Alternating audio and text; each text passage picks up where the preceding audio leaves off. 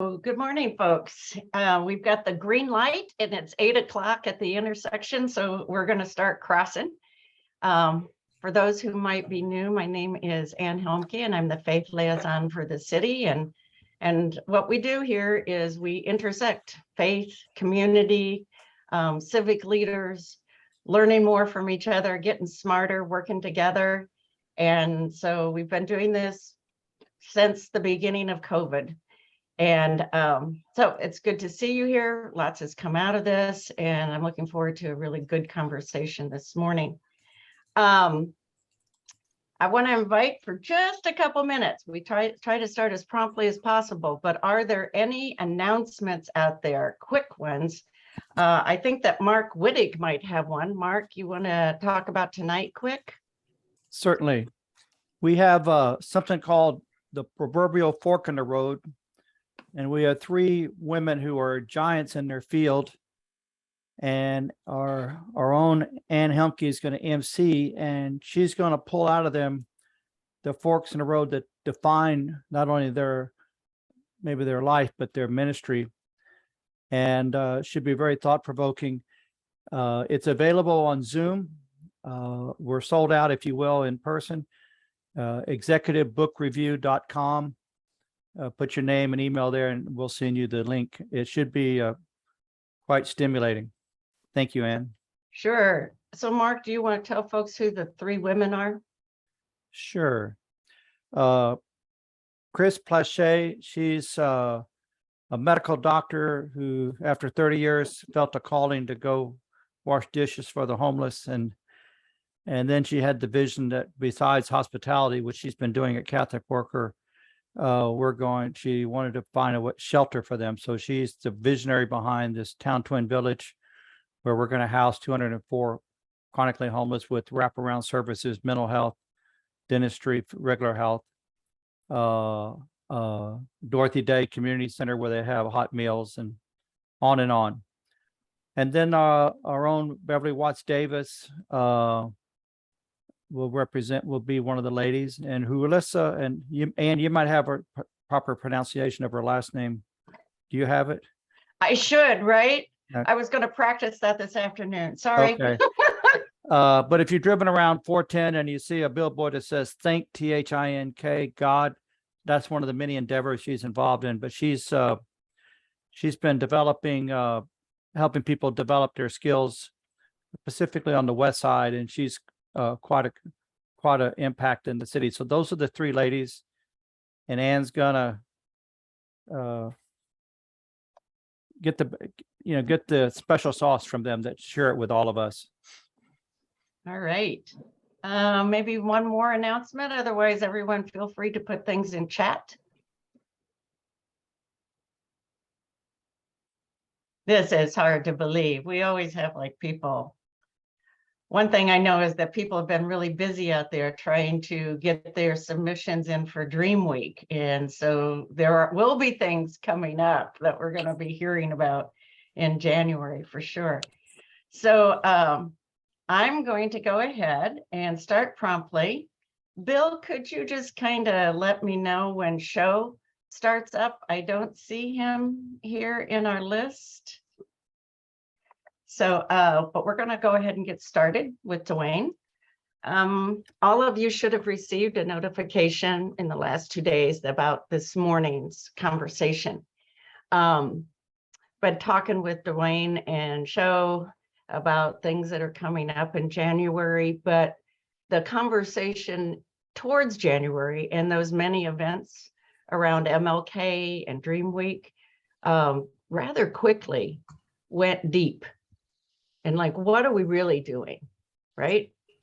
While we're coming together and in all this planning, where are we headed? And so Dwayne is the new and current chair of the MLK Commission. Some of you might know him from other efforts before this, but he's the lead there. And I'm just going to leave it to Dwayne. Dwayne, what are you dreaming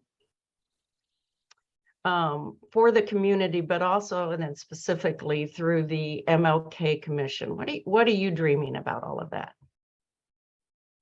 So thank you very much, Ann, for that introduction, and thank you all for the opportunity to attend this morning. I mean, I was already excited, and then to hear Mark talk about the things that are going to be discussed, I'm definitely going to try to participate this evening via Zoom if I can. But the first thing I want to do is just a little bit of background about me. I am born and raised in San Antonio, and I've had an opportunity to try to be engaged in the community for quite a while now. Amongst other things, myself, Juan Sepulveda, and Robbie Greenbloom were the three individuals that the Jewish Federation of San Antonio put together to be the tri-chairs of the Black Jewish Latina Dialogue Group. And I think we probably did that for maybe about 5 years or more back in the early 90s. And so it's very humbling to have been engaged in all of that and then made my way to chair of the MLK Commission appointed by the District 2 City Councilman Jalen McKee Rodriguez. So if I dive into the MLK stuff, I couldn't set the tone any better than what our theme is. We selected the theme for the commission this year about 2 weeks ago. And previously we had about 16 submittals. This year we had over 200 submittals. And the winner was, the theme is going to be Together We Can Be the Dream. And I was just very, very pleased with that, because one of the first things I did when I became chair of the MLK Commission, I dove into Dr. King's works. And so I've completed about 3 of his books so far, and I'm on the 4th one right now. But I don't think I need to get into or remind folks about a lot of things that Martin Luther King Jr. was about and was trying to do. I would just end by saying that he really tried to focus on 3 things: racial injustice, the war, and poverty. And those 3 things are really, really the footprint of what he was about during the civil rights movement under his participation. And those are things that I think that are pretty prevalent here still today.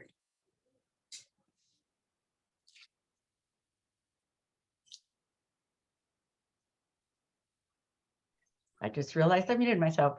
So Dwayne, in your reading and going back into King's work, what are you, I know you discovered those 3 things, which many of us know. One, I'm curious how you see those 3 things across San Antonio, and more curious about how going into King's work, how that's informing the commission, and where you personally hope those things go. You know, like, where do we need to go as a San Antonio, right? Sure. I guess something a little bit that's not typical of me is I can't take the commission with me everywhere I go, but everywhere I go, I can be the chair of the MLK Commission. So I'm really, really comfortable. I'm really comfortable having this conversation because life experience and reading. So I certainly offer to make myself available to any kind of discussion groups that maybe would like to have my participation in a conversation on race. But to answer your question, San Antonio is a unique city, and you can look at that just right off the bat by the size of our march. There aren't many people outside of San Antonio, and I would point to Atlanta in particular, that would believe that we have the largest march in the country.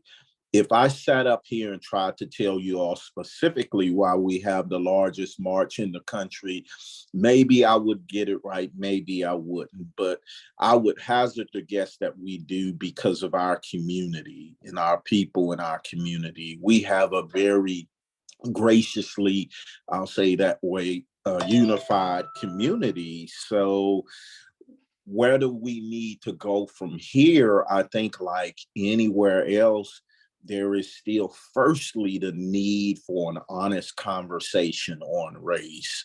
So in addition to my King books, I did some reading over the last couple years. I dove into, in particular, what Nelson Mandela did in South Africa with the Truth and Reconciliation Commission.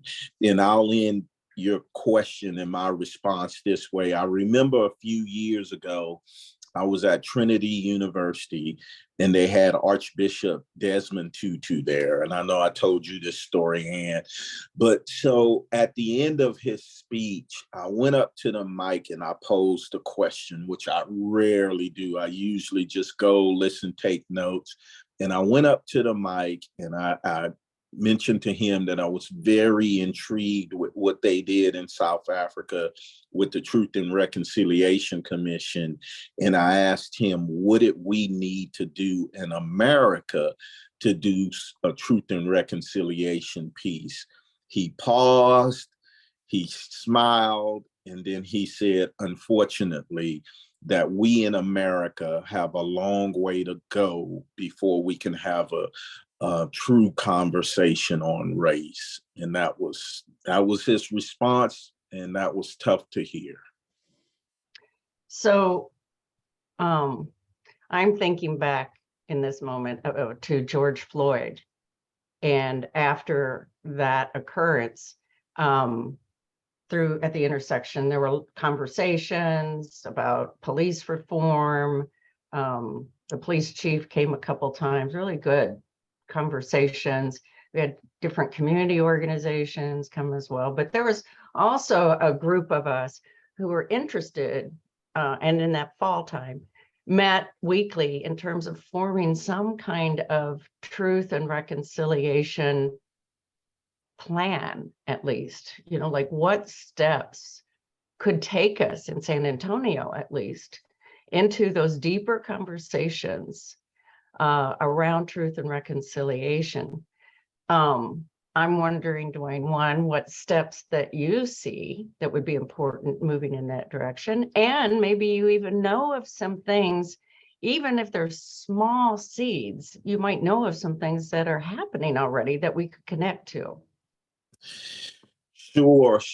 I saw that Reverend Mignon jumped on, and she's probably gonna just maybe chuckle a little bit on the inside on the way I'm gonna phrase this. But for me, I feel like that the MLK Commission is the biggest bully pulpit that I've ever had to express ways that I felt like we could try to at least start to have a conversation on this issue of race in my backyard, that is San Antonio. And so I don't think I'm in a position to do it this first year because there's just some really structural things that I would like to work the commission on. But again, to answer your question, when I first got the chair, see, I thought about creating these think tanks, these different think tanks. And these think tanks would be hosted at or housed at some of our different colleges and universities across the city. And each of them would have a specific area. And for example, I was thinking at St. Mary's University, what we would do was we would have that one anchor the conversation around the justice system. It's a law school known for that. And then you would have UTSA would host economics. So I think that we need to try to housing being another important issue. We need to kind of divide up some things and create a conversation, and we get some of our trusted voices in the community to lend their name. I was able to share a little of this with former Mayor Henry Cisneros. He was the first person I sat down and talked with when I became chair of the commission, because it was under his leadership that we created the commission. And I mentioned to him that think tank piece and the dialogue group, and he really liked it as well. But it's a heavy lift to put all of that together. Yeah.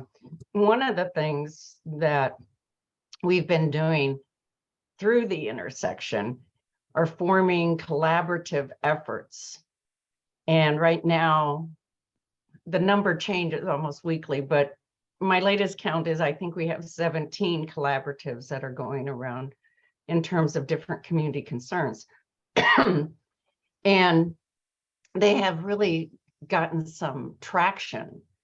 And so I really love this idea about think tank. Maybe we can work together and kind of morph that into collaborative work. I love the idea too. I get your point about the different universities.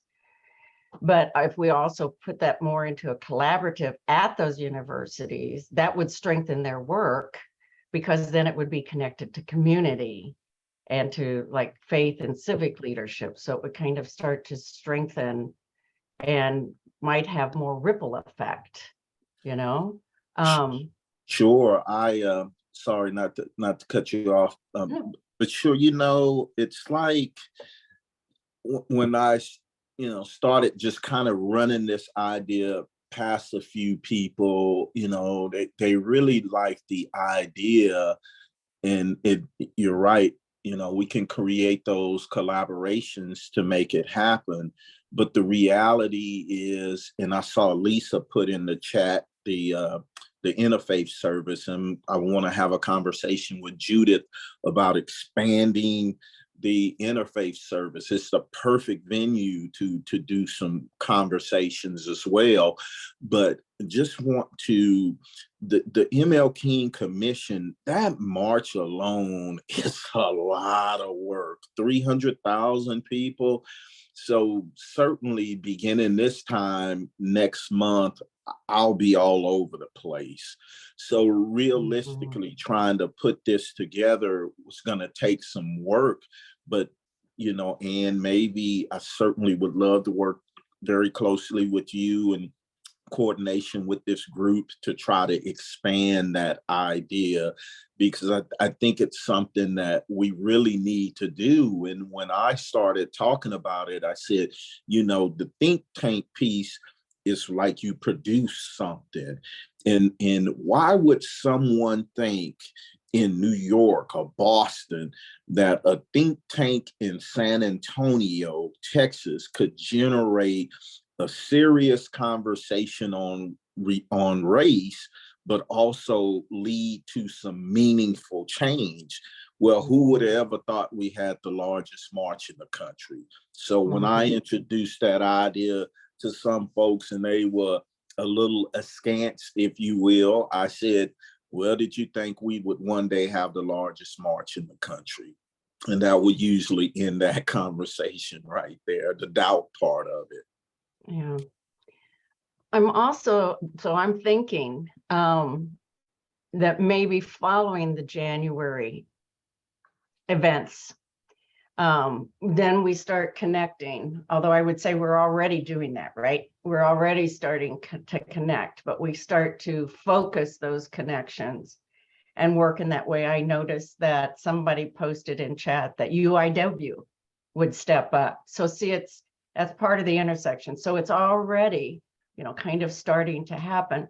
I'm thinking Show may not be showing up this morning. I hope he's okay, but I haven't heard from him.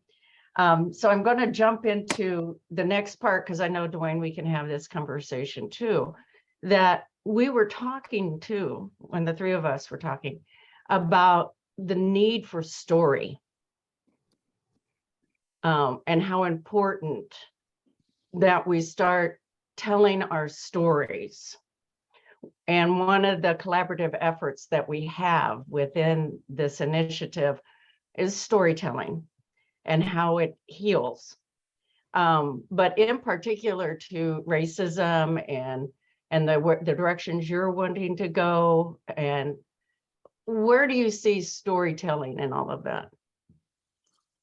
I guess when I saw the a little bit of background about the intersection and the storytelling piece, the first thing that popped in my mind was Jesus Christ and how he used to always speak in parables, which was still telling stories. So, I mean, those are typically very genuine, and they just speak to what people have gone through. I was having a conversation with our liaison on the commission with the San Antonio Spurs.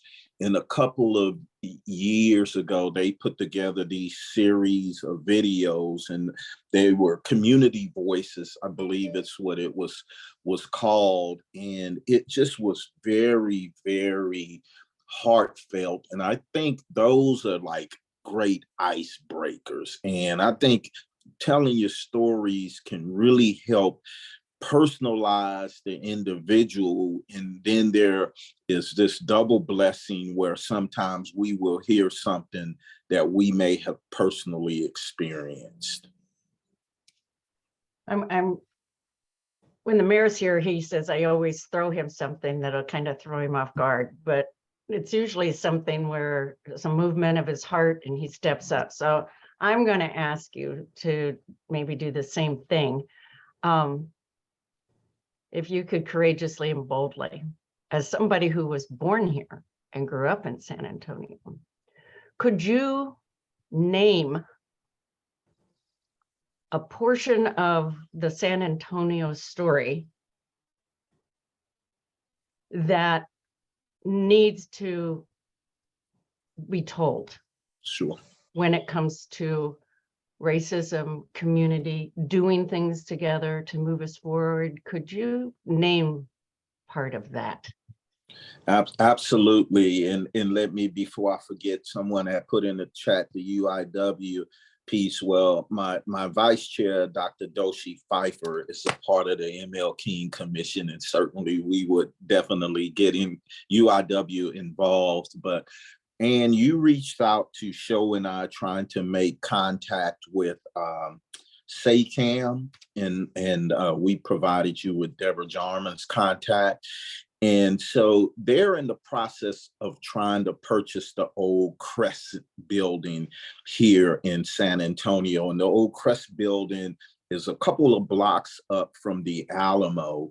And that building is historic with respect to that. There were some sit-ins that were actually conducted at that building that a lot of people aren't aware of. And I know my good friend Robbie Greenbloom, through him, I got a chance to somewhat know Mr. Bill Sinkin a little bit, and I believe Bill actually even participated in some of those back in the day. So I think, again, sometimes there is a little bit of a disconnect that we don't think there was much activity in San Antonio with respect to the civil rights movement, but there have been a few instances where we were pretty engaged. Reverend Claude Black, I'll never forget him telling the story about when Martin Luther King Jr.'s house was bombed. He called in and he was able to have a conversation with him. But so there are those connections with San Antonio. I think, in my personal opinion, is I think the Sutton family in San Antonio is one of the most prominent families in the history of the United States of America. And they happen to be from San Antonio, Texas. And we need to probably recognize them a little bit more as well. But I think there are other stories as well, Ann. So raising up even stories that are out there that we might not know. I got to tell you, my oldest daughter is an architect in town, and gave me so much hope because she was talking, and she's a restoration architect. So she would just not long ago, she was telling me about that building, and with such excitement. And she said, that's where our lunch counter sit-ins were at, Mom. Mm-hmm. And I didn't, but it gave me hope that my daughter knew that, right? And was excited about it. and wants that story to be told in the architecture itself, like do not lose that type of thing. Folks, I'm going to have to sign off, but I know Mignon is on it. She's already asked people to put questions in chat. I think, so I'm going to name part of the story. I think part of the conversation that needs to be story told more, we've been doing it, but even more so, but is, the impact of redlining in our in terms of racism, separation, poverty, right? So I think in terms of storytelling, we've got to be bold and courageous to tell the stories that help open up the community's pain, as well as the great stories that have kept leading us forward. So I just encourage all of us. And before you sign off, and let me say this, for me, it's a lot of self-reflection in sitting in this chair, because equality has always been so important to me. If anybody really knows me, they know that. And I don't bite my lip very often. I think Nelson Wolf would be one of the first persons to confirm that to you. But as you're in this journey, the encouragement for me has always been, I may not be able to change the whole situation, but I may be able to change one person. If I can change one person, then I'm okay. And I think change is like that. I sent someone a text the other day, and I'm probably getting this wrong, that the journey of 1,000 steps starts with the first one. The journey of 1,000 miles starts with the first step, and change starts with one person at a time. And the very first one is the one we sit in, right? It's me. And so I'm signing off. Mignon's on it. And I'll see you next week at the intersection. Thank you, Ann. Thank you, Dwayne, for being here. No, my pleasure. By the way, the intersection at this moment is not going away. Mignon's carrying it forward. All right. Good morning, everyone. Good morning. Good morning, Dwayne. I want to call you. Good morning, Dwayne. If anyone has any other additional questions, there are a couple of things in the chat, Dwayne, just thanking you for the work that you're doing in the community. And as always, we know after the intersection, Ann will send out notes letting us know what we discussed. But if something, if a question comes up or a thought comes up, please definitely share it with Ann, and she will get it to Mr. Robinson. And it may be something that they can implement. But one of the things I was going to say too, Dwayne, was I know there are times when we've had African-American history walking tours here in San Antonio. So I don't know if that's been part of the MLK march, or if that could be something that happens afterwards. Because there's a lot of history in the city, but like you said, it's kind of hidden. They're buildings that we don't know originally who owned them and how they were used and how they were part of the civil rights movement. And I know there's an African-American history commission or committee here in the city that would be willing to do the walking tours. I think someone put in there, they've signed up for the tour. Yeah, I was looking at some of those as it popped in. I think Lisa said, sign me up. But we don't do it as part of the commission. It's a great idea. I know SACAM, which is the San Antonio African American Community Archives. They've done one in the past. I'll have to, I'm pretty sure they still do it, but they do something. And that was the organization I was thinking of. I just did not know the full acronym. Yeah, Mignon, this is Wendy Brooke, and I have put the SACAM link in the in the chat thread, they also do a Black History River Tour, which is boat ride. And I know our church is going in November, so y'all come. Thank you. Any other questions for Mr. Robinson? Any other comments?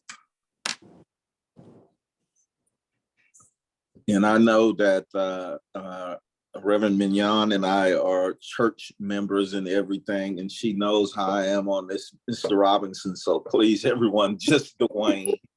Dwayne. All right. All right. So you're getting a lot of thank yous in the chat. So we appreciate your time and the work that you and Dr. Piper and the rest of the commission are doing. And we know this year's March will be great. And hopefully all the funding that is needed will come through and everything that you all need to make it a success. And again, I'm sure it will be the largest, but as always, we know we always want to take it a step further. That after the March, as Ann was saying, what will we do? What will be the change that we each try to ignite here within our city? Yeah, and as you say that, I would ask each of you all, if you come across the mayor or any of the city council members, offer up a thank you. We did, the city of San Antonio recently increased our budget from $100,000 to $300,000, which is fantastic, which really allows us to not have to sweat as much as we put on all of these activities, because most people just think of the march, but there's the interfaith service, there's the wreath laying ceremony, there are scholarships, our youth empowerment, our distinguished MLK award, and the commemorative program that we put on every year. So the pre-March activities, which we just added this year. So I keep getting myself in trouble. Chair of the commission typically is 2 years. I'd be good with 1. It's a lot of work, but the reality is putting that foundation in place to help it grow even further. Because as Mignon was saying, with respect to the march and after the march, that's one of the things that historically has bothered me. We have this really big march. We march, we sing, we hold hands, everything is kumbaya. And then at the end of the program, everybody goes their separate way and we go back to normal. And as I said to the commission members at my very first meeting, which was that if any of you all in this room want to pat yourself on the back and give yourself credit for us having the largest march in the country, you're mistaken. It is because of San Antonians that we do. But on top of that, if Martin Luther King Jr. came back today and he came to San Antonio, I would guess he would be really, really pleased with the size of our march, but he would be very disappointed with where we are as a country. So we still have so much work to do, and we need all of you all's help. I ask any of you all that if you want to get involved, I put my email address in the chat, but it's for any and everyone. Please feel free to reach out to me at any time. So Dwayne, there was one question in the chat from Bill Neely, who's the founder of Sacred. It said, for people new to San Antonio and to DreamWeek, what events and activities would you suggest as a good way to experience it for the first time? Well, I mean, I'm very committed to bringing attention to the other activities, but there's no way you can sidestep the march. I mean, it's an incredible experience. The last year that we marched, I was still with the county, and we got a banner, and we marched together, and it was a lot of those folks first time doing it, and they couldn't stop talking about it after we were done. But I would say the march and the interfaith service are two of them that you would really, really feel it. But don't let people say that the chairman only talked about the march and the interfaith service, but you will be moved if you get an opportunity to attend any and all of our activities, and DreamWeek as well. Show does an amazing job with DreamWeek. Event listings come out for DreamWeek. So, and where should people look to find that information? For DreamWeek, I'm not sure. You broke up a little bit. I will speak to ours, which is you can go to the City of San Antonio MLK website, and you can get all of the information. All our activities take place within a week of the march. The march will be Monday, January the 16th, and all of our activities start the week prior. All right, thank you. Thank you. Thank you.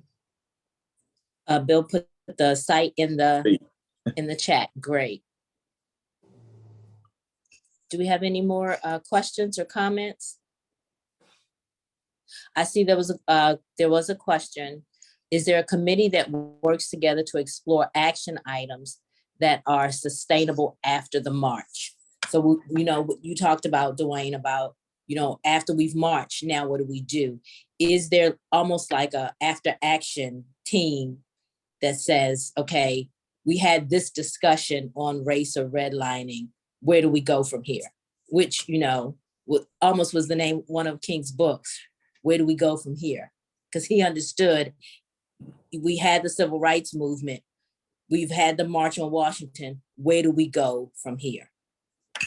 It's a great book that I just finished, the autobiography, and before that one was Where Do We Go From Here? And I'm reading Why Can't We Wait right now.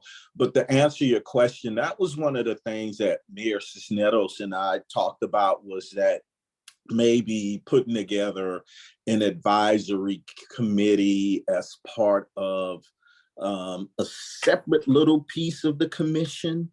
And so I'm probably dead in the water right now to start trying to look at different things. We haven't marched in 2 years, and so the weight of the world is on the commission to make sure we do that, and we do that safely for everyone.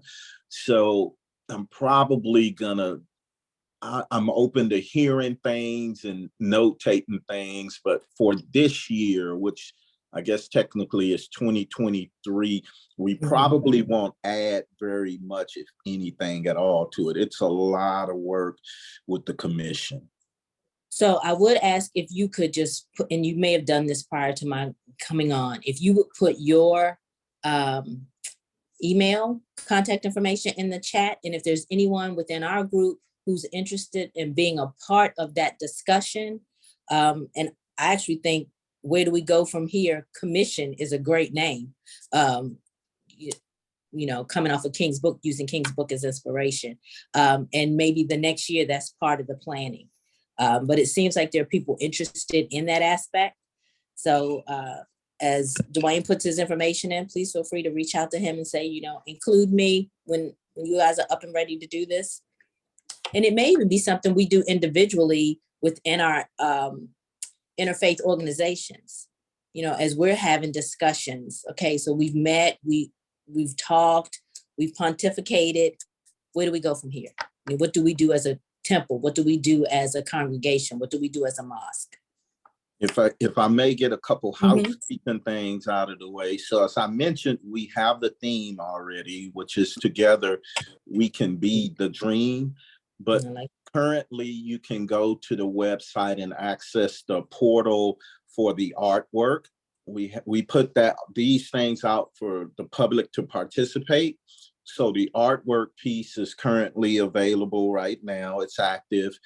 We should be opening up the portal for the vendors, and it's not just the food booths, that's informational. So we certainly would love to have important items that are needed in the community brought to the table via that presence. Then we also, although we got the increase from the city, we still need to raise funds for our scholarships and stuff. So if any of you all are interested or know any individuals or corporations that are interested in getting involved and helping to support with the scholarships, we would certainly love to have that support as well. All right. Bill put a couple of links in the chat. So guys, please take advantage of that. It is 8:40. We've gone a little over, but we still have about 29 people. So I think we're at a point where we can wrap this up. Does anybody have any announcements, anything they want to say before we sign off? Well, let me say, Dwayne, thank you so much for your time this morning to join the intersection. We are here every Thursday morning from 8 to 8:30, and we were glad to have you be our guest. We're excited about attending the march. As you said, it's been 2 years, so we're excited to actually be able to be out. And we pray that come January, our COVID numbers are low, and we don't have any issues with that, but it will be great as a community to come together once again as a unified body to, as you say, together we can be the dream. We can be the dream and we can achieve the dream. So thank you all for joining us this morning. Everyone have a blessed day. Enjoy this cool weather we're having in Texas for the moment.